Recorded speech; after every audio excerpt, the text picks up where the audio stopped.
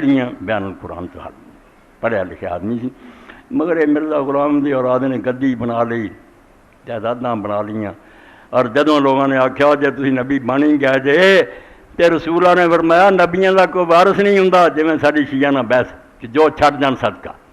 وہ سارا امت نوں مل جاندا، کوئی جائیداد نہیں، پہلاں تو جائیداد بناؤندے ہی کوئی نہیں۔ رسول کریم علیہ الصلوۃ والسلام دا چنگا بڑا گزارا سی، حضرت خدیجہ ایڈی امیر سی،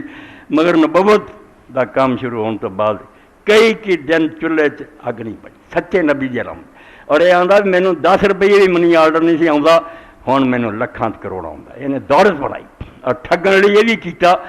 ایک دن سویرے اٹھ کے اعلان کر دیتا،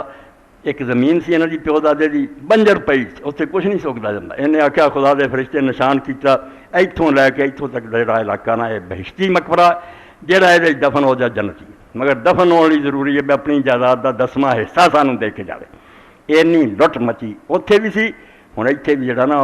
خاص لوگوں نے علیحدہ حصہ بہشتی مقبرہ، حالانکہ رسول اللہ صلی اللہ علیہ وسلم جڑا اتنے